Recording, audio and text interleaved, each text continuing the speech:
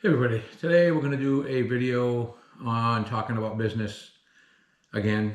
Normally I'm going to try to pick one or two subjects like I've said in my past videos. What we're going to talk about today is bidding jobs. I've had a couple of younger guys up here that asked me my opinion on a lot of stuff, trying to help them out get going. Some of these guys have started out as like landscape or light construction, and they get going into, like, one of them does a lot of mowing, then he got into doing tree work and construction, light construction, bought an excavator. Just listening to him one day talk about how he bids jobs got me thinking about doing this video.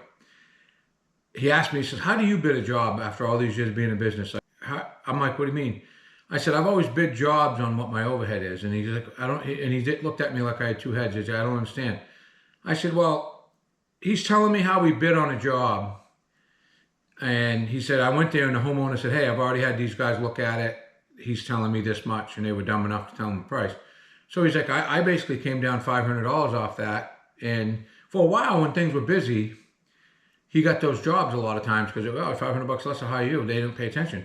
Then a couple people that I gave his name to, my customers that needed tree work done, and another guy is not one of my customers, but he discussed it with me because he knows me a little bit and knows I know him, and know this kid.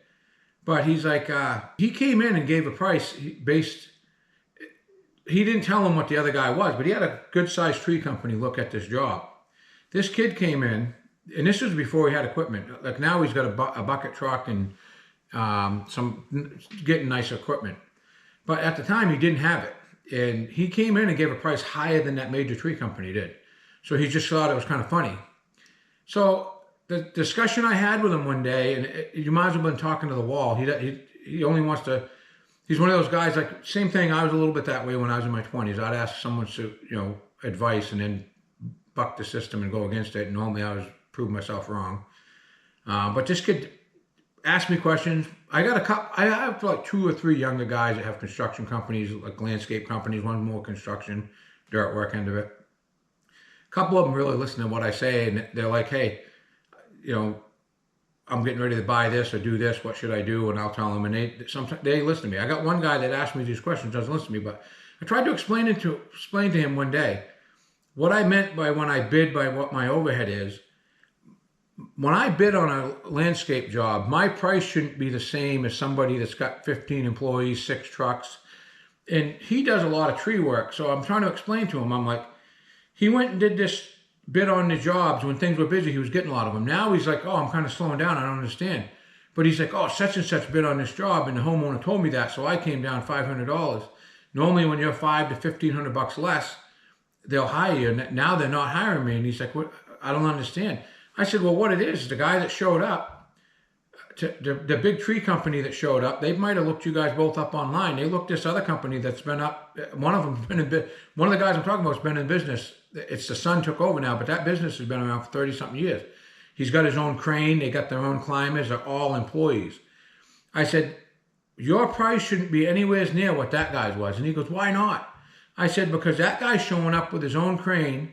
He's showing up with probably 3 trucks, 2 chippers, a climber, and they're gonna cut those 6 trees down and be gone in 3 hours. The stumps are gonna be ground like that job never happened. You're gonna be there 2 days, and that doesn't mean you should get more money, but your overhead, you don't have all that money going out. So how I've always bid my jobs is based on what it's gonna cost me. I want to make a decent day's pay most of the time. Maybe that's part of my success. I don't know. And that's what he's like, well, you've done pretty good up here. You don't even really have to leave town anymore. I said, yeah, because you don't screw people.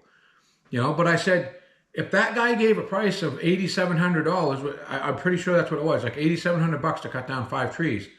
You shouldn't have been nowhere near that. I said, what could you have done that for and made money? He was, oh, if she didn't tell me what the other bid was, I probably would have told her like $3,500 to $3,700. And I said, would you have been making money? He goes, yeah. I said, well, that's what you should have bid, because you probably would have got the job. So, but he's like, I don't understand why you think I don't deserve the same amount of money that he does. I said, you don't understand overhead, do you? I said, that guy, it's cost him a lot more to show up. I said, plus, I hate to say it, he's a little more impressive to look at as far as his equipment. I know this guy. I grew up in the town that this company's from. And his father had a successful business. Now the son's got it. And very professional company. These guys know tree work. Probably have a better insurance policy. They got better equipment. Their price should be higher than yours. And I might as well have been talking to the wall. I couldn't make him understand that. He's like, well, I don't understand why if the woman's willing to pay them $8,700, why she wouldn't be willing to give me. I think he only came down $500 on the price because, like I said, these homeowners that are dumb enough to tell the next contractor coming in, well, such and such looked at it, said he'd do it for this much. Maybe they're just looking, $500 less. Sometimes that works out, sometimes it doesn't. Like personally myself, I would, in that case there, I know the other company, that's who I would hire if knowing that they were going to be in and out of my yard in 3 hours too. I also know they probably have a way better insurance policy. But I told them that. I said, you are not comparing apples to apples. I said, but like I said, 2 or 3 young guys up here that talk to me about this stuff, listen to me. A couple of them do. One of them asked me more questions than the other two, but never. I don't think he really listens to me. He's bought some equipment. I told him I didn't think it was a good idea. You're getting too big for your britches, and a lot of times that will burn you. But I wanted to do this thing on bidding. You got to really look at when you go to bid a job of even mowing grass per week. If you're going there with a pickup truck, everything you own is in your pickup truck and one trailer. Your price should be less than a guy that shows up with a 6-man crew. Maybe people think I'm wrong, but I'm just saying I always looked at it that way. I bid a job on giving me, as long as I felt I was making a fair amount of money, that was my price. I never bid based off someone else's bid. Because a lot of guys do too. They throw a price out. Hope if they're busy, building contractors the last few years in this area, they got 6 houses waiting. Like they got 6 houses ahead of them all through this COVID crap. And it's still, the housing boom in my area since that it's just crazy. So you ask that guy that's building houses like that to build you a garage right now, he's going to throw a price out hoping it sticks because he doesn't really care if he gets it or not. So you can't just, if he said that, I'll knock $500 off. So that's my thought on it. If you got a different thought, let me know. I wrote a note. Like I do know my customers, a lot of customers that hired me because I was a small local company, and just they don't even ask. They look online or they ask around town. It's another thing I'm going to mention that's not to do with the bidding, but like word of mouth in my area. Like you do bad work, it doesn't take long for your name to get around. You do good work. I'm known for being pretty honest up here. I don't rook people, rip them off. Some guys may want more than a real good day's pay, but like when I'm doing like hand work, like pruning trees, doing like bark mulch and stuff like that, I'm looking for a decent day's pay. I don't look at that as the same as if I'm running my excavator. If I'm running 2 pieces of equipment on your property, I'm basing that off a certain amount of, I get this much an hour for that equipment. So if I work 8 hours or 10 hours, I'm going to get that much. But a lot of times a few dollars difference can make the difference between you getting that bid or not getting that bid. And even on big contracts, like plowing contracts, it's another thing right now. It's wintertime. People are asking me, hey, I had one guy, over the last 2 years, I've had jobs I've given up. The guy that took over knows me enough to call me and say, hey, how can I bid this to know I'm going to get it? And I'm like, this is what I used to get for it. I think, like when I bid on it, I knew I shouldn't have, but I know enough people up here, so I knew what some of the other bids were. After the fact, I didn't know at first, but some of the bids were a couple, $3,000 more than me. Again, I looked at that. This area, I normally plow 17 storms in this part of New Hampshire that are what I call snowstorms. You might get storms that are dusting to 1 inch or 2 like that, but like I base my contracts normally off 17 major snowstorms a year. And then I also figure in those days where you're going to get up in the morning, there's just enough that you got to plow the parking lot, throw some salt out or whatever. So I got my way of doing things. I just know this area, but normally there's 17 like plowable snowstorms that are like 6 inches, 8 inches. Sometimes like we had a couple up here the last few years. The last storm of last year was heavy wet snow. I believe before the rain hit it, it was like 31 inches of snow we got in that one storm. Unheard of in this area, but then you win some, you lose some. You know what I mean? But when I bid something, if I'm wasting my time bidding a job, I'm normally bidding it to win because my overhead's never been what other guys in my area are. Everybody has that attitude. They start a business and want that baby to grow. I never wanted to be that big guy, and I think that saved me a lot of hassle and aggravation in my life. Don't get me wrong, if I would have got big, I would have dealt with it, but I never wanted that. You see guys on YouTube now that start a business, they want 6 trucks and 8 employees, and they want it in 3 years where they're just driving around telling people what to do. I never wanted that. I don't like the headache of other people.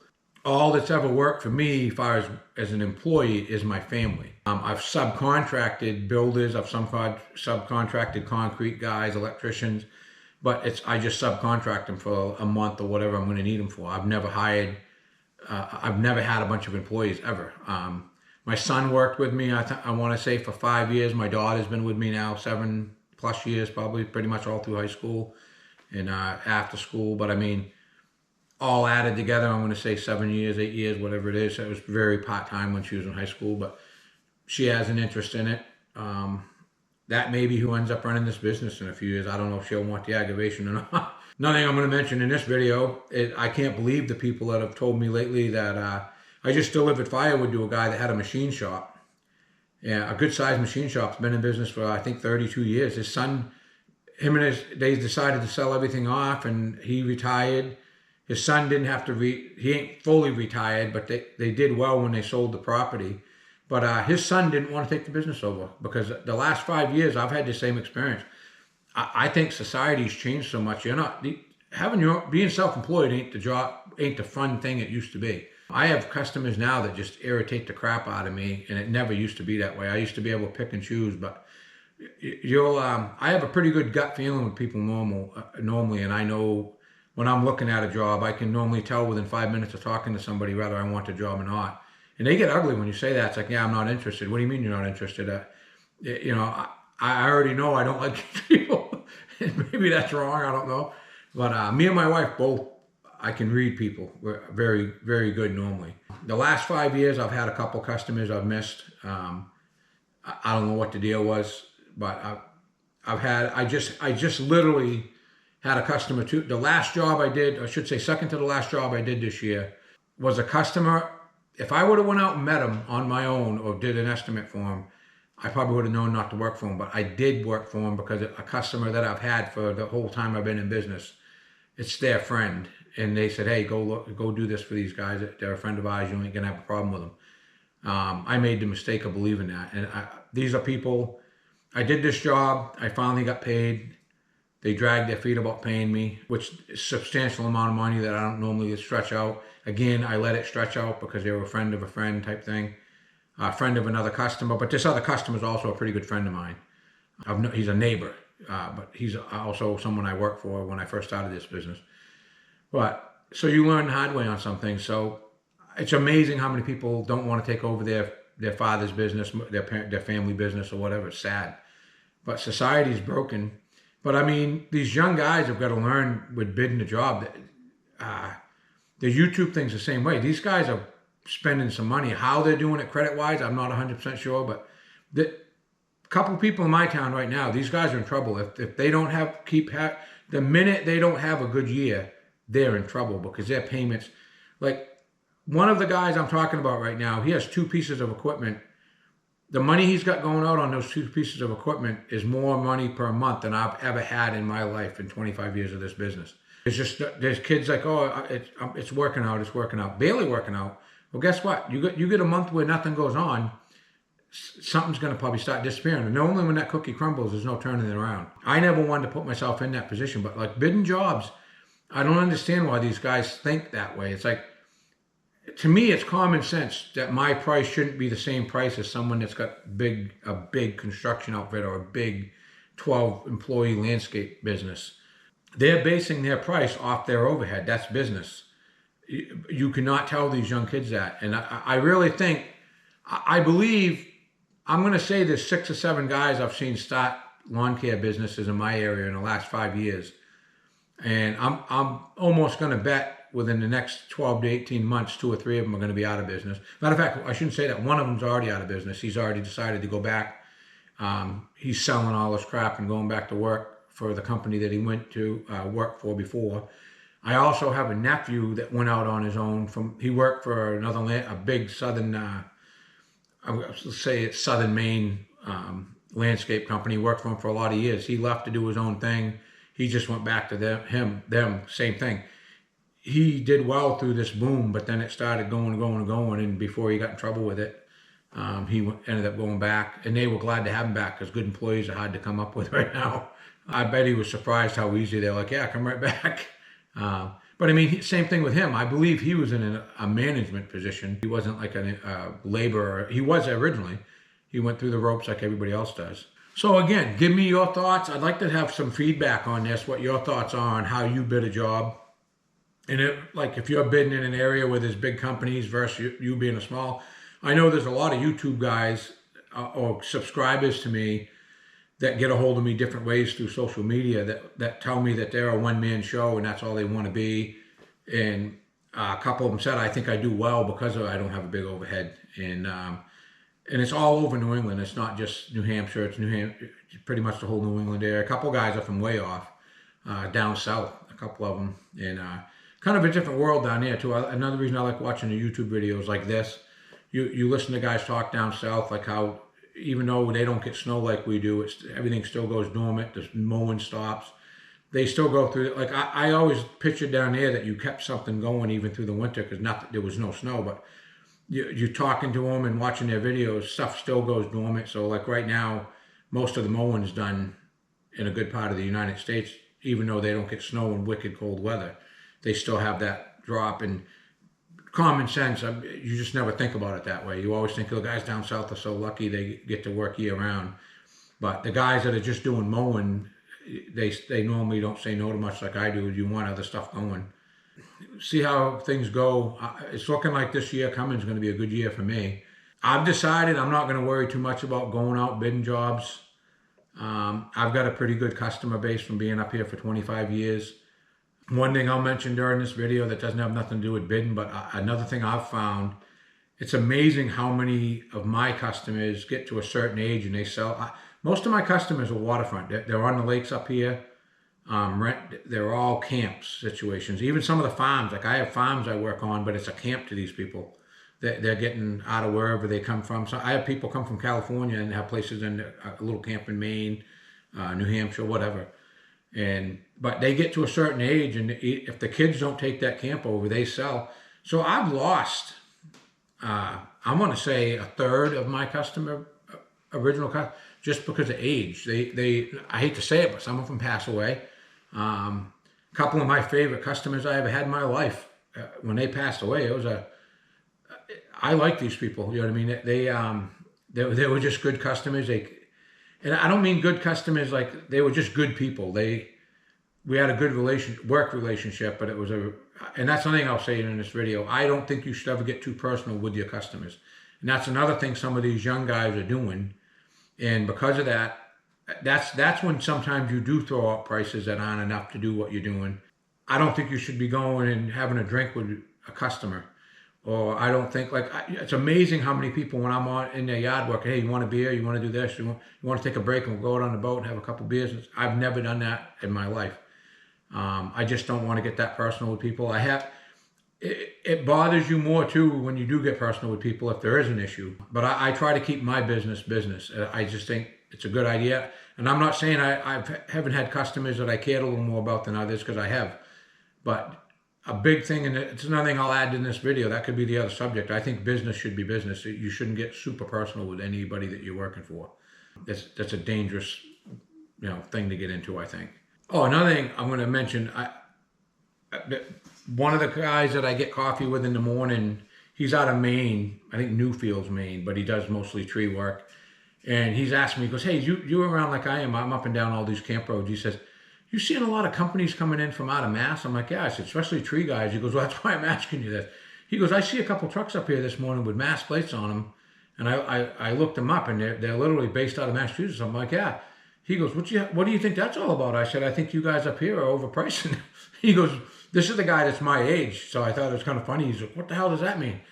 I said, when someone can come up here with a crew from Massachusetts and do a tree job and make money, and someone's getting hired from Massachusetts and they're not hiring the local guy, maybe you guys should think about coming down on your prices a little bit. Like I said, during this housing boom that we just went through in this part of New Hampshire, Again, I hate using the word COVID, but during COVID, my area got bombarded. Everybody got out of the cities, came up to their camps. Some of them sold their houses, moved to their camps full time. Because of that, I boomed through that whole thing.